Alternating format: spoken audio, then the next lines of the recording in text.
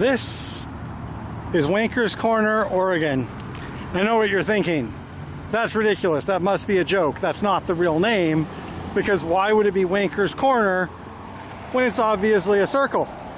Well, the answer to that is that before there was this big fancy traffic circle here, this was a corner where Stafford Road and Borland Road came together out in still what appears to be rural Clackamas County. Over there we have Wankers Country Store. Okay, to answer your other question, yes, it's named after somebody named Wanker, so it's Wankers Corner, Wankers Country Store. I think at various times they've tried to rebrand it by calling it like the Stafford Triangle. But in my heart, this will always be Wankers Corner. And as you can see, there's actually a lot of cars going on here, a lot of traffic. They put this circle here to calm it down. But as is often the case, you know, when they try to preserve ruralness in an area that is in fact no longer rural, just leads to snarls. And along with the country store, I'm going to show the other major businesses of Wankers Corner. So, along with the country store, there is a lumber yard. I believe there's also a hardware store somewhere along one of these ways, but I don't want to walk too much further down the road to see it. But we do have a lumber yard. So, country store, lumber yard, and then we also have over in this direction, we also have Wat Damarangsi.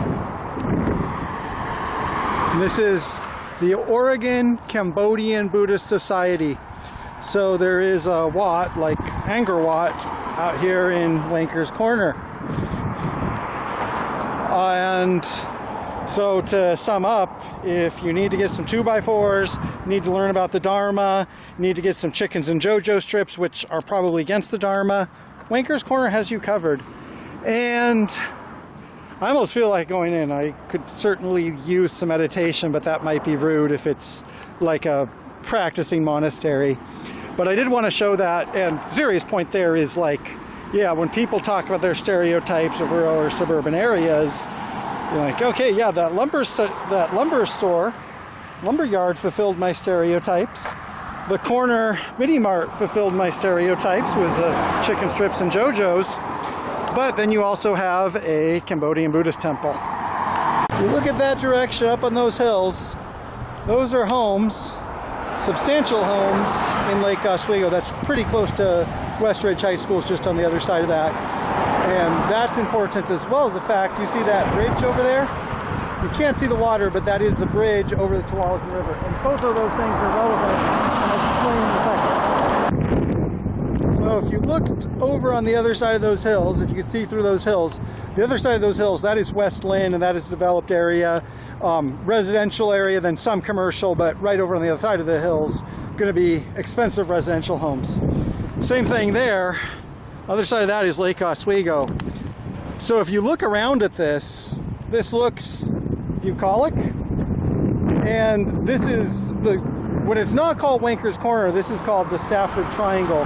This is an area of preserved, undeveloped land outside of the urban growth boundary, outside of mostly Lake Oswego and West Linn. And you can also see there's a lot of cars here. So one of the things that happens, and there's big political debates about, you know, urban growth boundaries, is that sensible policy, including, that's why I showed the river, they want to stop the Tualatin River from flooding, so they have areas that will not be full of asphalt. The runoff is not as much of a problem. Don't know exactly how much a factor that is, but I think it figures in. So they want to preserve land, preserve green space. And is that NIMBYism or is that sensible growth? Well, the answer is whichever way it is in theory, a lot of times when people really are car-centered and, you know, you're living in suburban areas, you know, they're going to turn this into a high-traffic area. So when you try to preserve a rural area in name but not in fact, you just get problems like this. Now that's not the entire story, but I just kind of want to point out and show what it looks like on the ground, that this is not a little bucolic country store. This is a suburban area that's just afraid to admit it's suburban. So I started out with such a funny joke and then I get all serious. But Wankers Corner is one place I wanted to show, and so I'm going to walk back that way and get on the 76 bus, because also in this way you get into Tualatin and it gets pretty developed pretty quickly. So I hope you enjoyed that, and yeah, now you know what it's like to be a wanker.